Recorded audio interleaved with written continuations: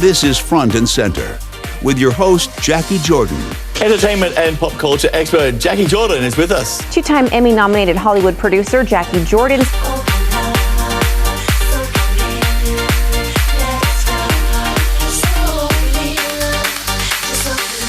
We are the show where we talk with the change agents, the storytellers, and the activators, making impact from behind the scenes.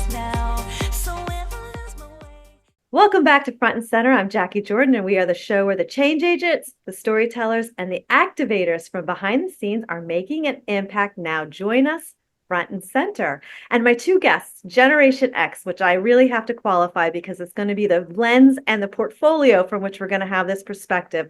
We're going to cover a wide range of topics today, from Bitcoin, digital currency, good or bad, cryptocurrency, NFTs, the state of our financial existence and where we're going from there, and gaming and collectibles and everything in between.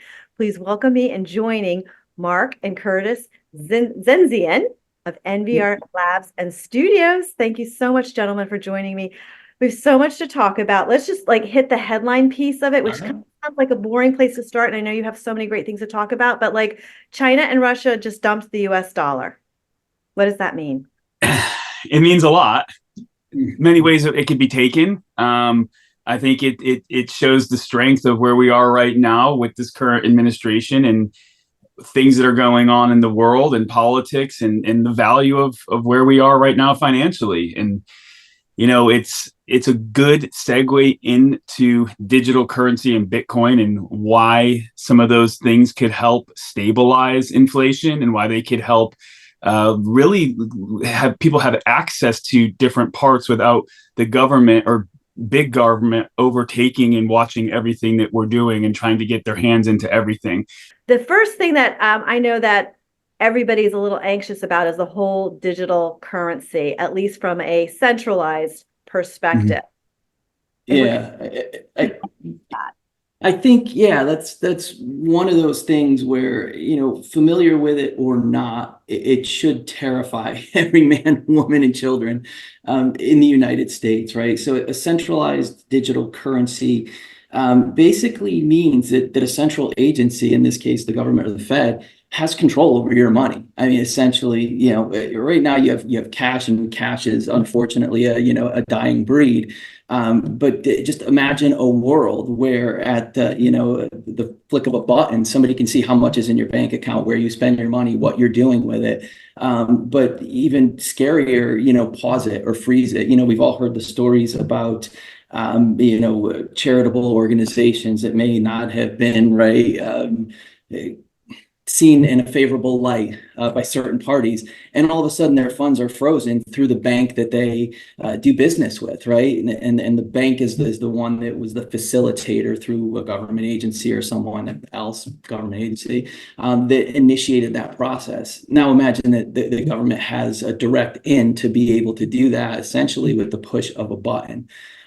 So while the concept of a digital currency is brilliant, and I think Kurt and I both believe that will be the way of the future, right? A centralized or a central bank digital currency is terrifying. It's like kind of feel that hedging. You can feel the hedging of that trying to come in right now. And just to concur, Mark, to you, that I actually have a friend in the state of California who runs a nonprofit business. It's a swim school, and their coaches, because they only work 1 hour a week, are 1099s, which would be a typical, and they can also work for other pools, etc. So they follow under the 1099. Well, the state of California EDD through Wells Fargo just emptied the accounts because they believe their employees. No warning, and now this person tested. Right. No due process, right? No, just it's on the burden of the agency, the company, the charity, to prove that what they were doing was above board legit and they were entitled to do what they did. But in the meantime, they're without their funds. After they took your money out, you're supposed to then go through the process. Right. So pretty scary. Yes. So we're in a neck-to-neck race right now with the digital currency, centralized or decentralized. talk about the benefits of the decentralized, which I know that both of you know a lot about.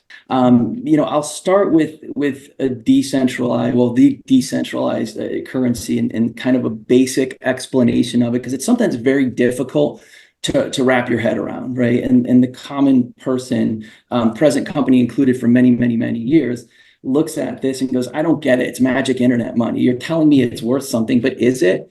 Right. And when you really stop and think about it, why is $1 worth $1? There was a point when you literally had $1 worth of gold in the bank, right? Or in the Fed, that you could go and say, hey, I got $1 worth of gold. This dollar is worth $1 because it's worth $1 worth of gold. Now, digital currency or cryptocurrency is in the same exact boat that fiat currency is in that it's worth $1 because we believe it's worth $1, right? The full faith of backing of the U.S. government. Well, what does that really mean? It means that they're telling us that if we need to, we can print more money, or we can somehow put more money into circulation. But the reality is, we don't back anything, our dollar at all. Exactly. So $1 is $1 because we give it the value of $1. Well, cryptocurrency is a little bit similar but different in the sense that it's worth what it's worth because we assign the value that it's worth that.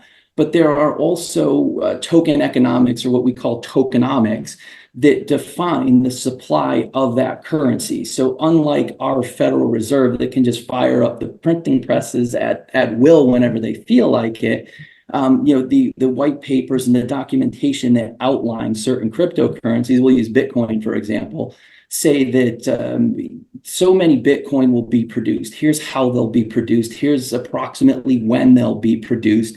Here's what the supply will be. So we know that come the end date of the production of Bitcoin, there will be a finite amount. We know approximately when that end date will be. There will never be inflation in Bitcoin after that, and there's inherent deflationary mechanisms that are put into place.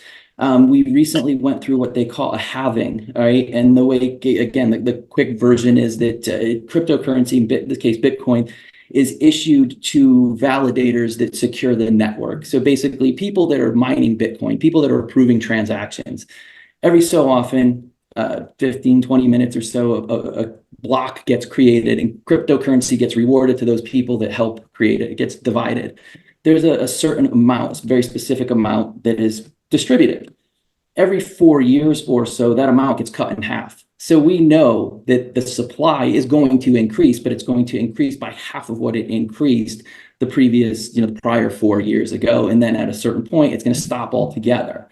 The deflationary mechanism comes into place in that cryptocurrency can be burned. And in a lot of cases, it's lost. Somebody forgets the pass key to their wallet and they can't recover that currency. I think we discussed, right? We discussed this briefly, where you've heard the stories of the guy that took a hard drive out of an old computer only to put it on a shelf. And then, his spouse or significant other took it and threw it in the trash, not knowing what it was. And there was, hundreds of millions of dollars worth of Bitcoin on that drive. That Bitcoin is no longer in the ecosystem. So in essence, it was a deflationary mechanism that then reduced that supply of Bitcoin. And, in the simple principles of supply and demand, right, there was less supply and the equal amount of demand as there was before. So the value goes up when you peg it to a fiat currency like the US dollar. I think the issue comes in the mentality is that we look at everything as sort of like an investment, right? Where a Bitcoin is worth whatever, $60,000, $40,000, whatever it may be, right? Whereas in the crypto space, the diehards will kind of look at it as, well, one Bitcoin is one Bitcoin. It's always going to be one Bitcoin, right? So it becomes a speculatory, device, just like a stock or a bond or, any other investment article that we use. Well, that makes some sense. It's so funny. I never liked the word crypto. It has such a negative connotation, right? Branding. Yeah. Someone who just. Yeah. And I mean, in the quick history is that it's called crypto because it's a cryptographic algorithm that secures the blocks that's stored in. So it's a cryptographic currency. Got it. And so then that leads into the blockchain, because that's the blockchain is the digital record. I always picture it as a tetrahedron block of how the digital record is recorded permanently.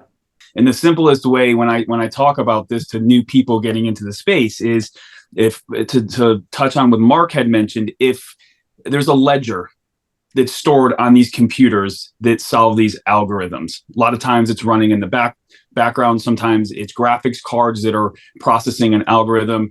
If the computer is on and it gets hit with a little block, it solves that algorithm. It sends it back. It goes to thousands, in some cases, computers and says, yes, this transaction is real. Approve it. Think about for a second when you would see the headlines of all these banks that the ATMs were getting hacked and money was being withdrawn.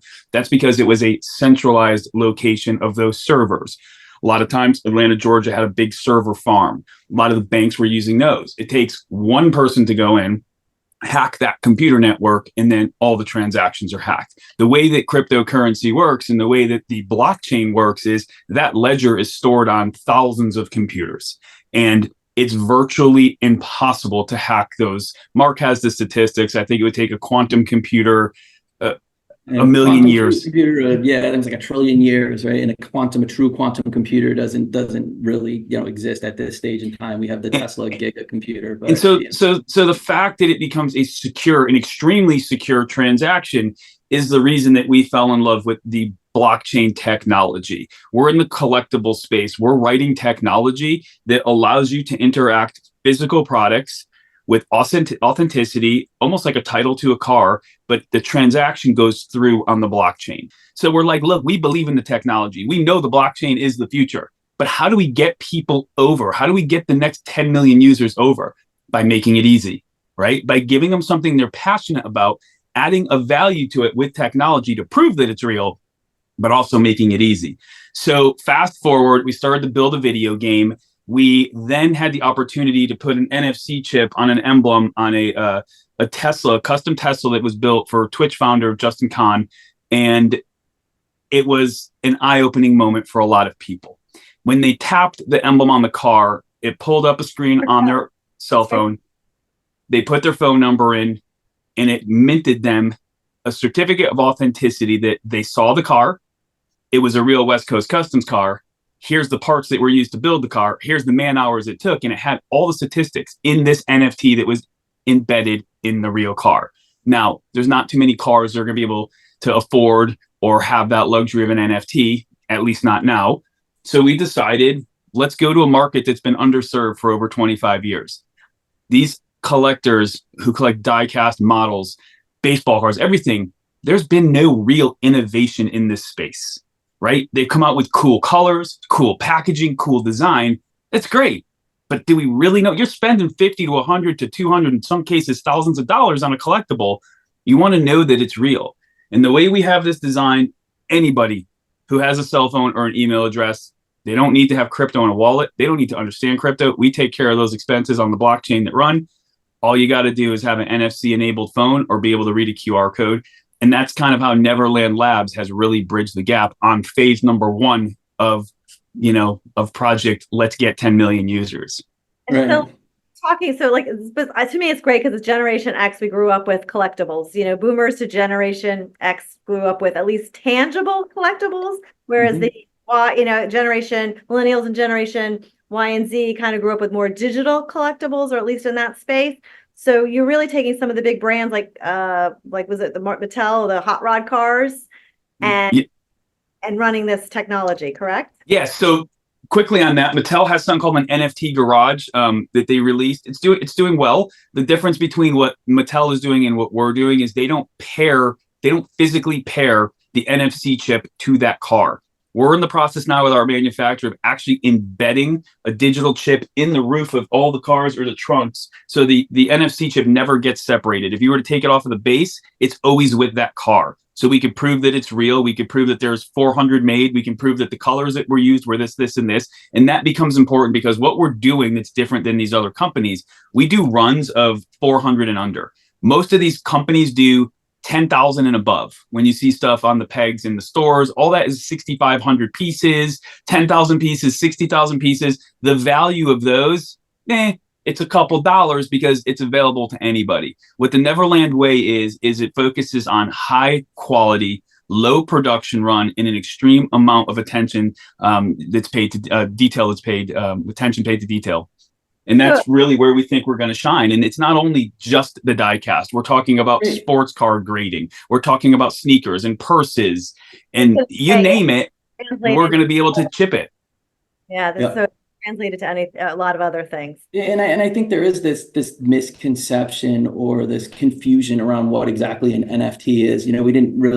We speak about it here, but we didn't really allude, to it and the applications. And an NFT is really just the application of a use case to something that's stored on a ledger. Kurt had mentioned before, it's a ledger, right?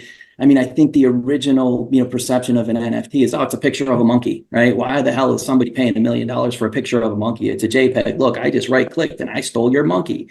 And the reality is that there's, a ledger entry behind it that's tied to the picture of that monkey. So think of the monkey as the Mona Lisa, right? Think of that NFT as the Mona Lisa.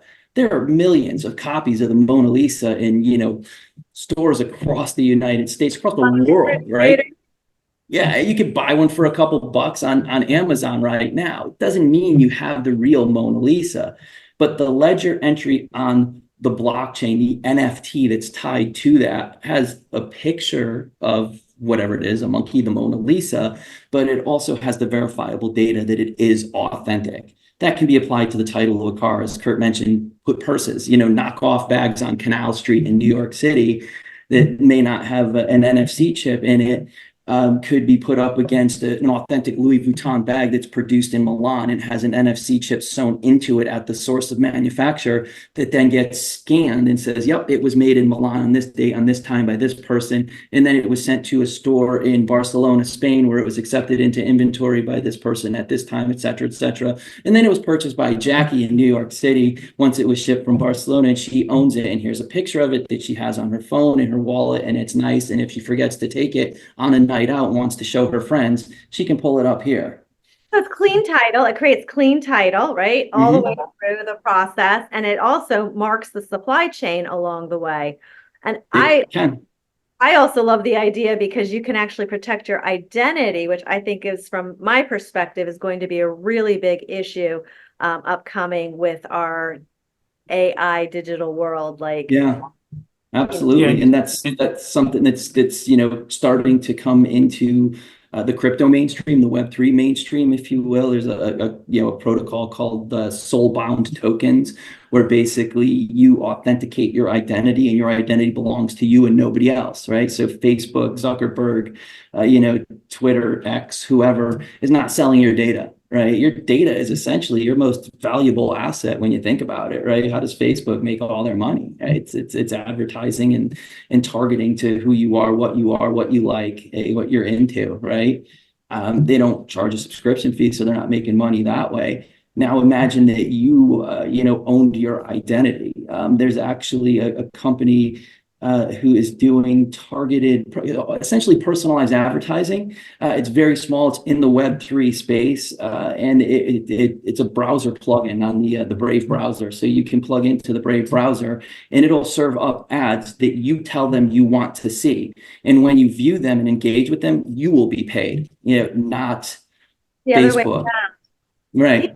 I had another guest, Austin Steinbart, talking about that we should be paid for our information and our data, and not being sold a free product where they get paid for the information and data. So I'm really happy to hear that Brave, because I think Brave is a really great alternative. Absolutely. And you brought up a great point I want to touch on quickly. You said supply chain. We have a colleague who is in the process now of putting avocados from Mexico on the blockchain. And you might laugh and go, that's a silly, why would I? The avocado business it's gangster. It's like legit gangster business. And there's a lot of misconception about the avocado business if you do some research on it. So this gentleman from Miami is writing a protocol which allows one of the largest avocado importers to print a QR code on the actual avocado skin with a laser, and all of those, and it tracks when it was grown, when it was picked, when it was shipped, and where it arrived. And it's all done through QR code and the blockchain. My goodness, thank you so much. It's NVRLand and Studios, and that's how we can find you. And we're going to keep an eye on you because I can't wait to see what is happening. My brain is already going with like, have the movie studios like tapped into you to these shows? First, if you guys are brothers, I love that. Your Generation X brothers working together, Kurt and Marcus. Zendzian, thank you so much for joining us here on Front and Center with Jacquie Jordan. Please, if you enjoyed the show, please follow us or subscribe to us here on Rumble. We're so happy to be here on Rumble. And you can also find us in a couple days on all the other places that you listen to your favorite podcast. Watch it or listen. And thank you to SDS Energies for being our episode sponsor for today. I'm Jacquie Jordan. Thank you so much for joining us.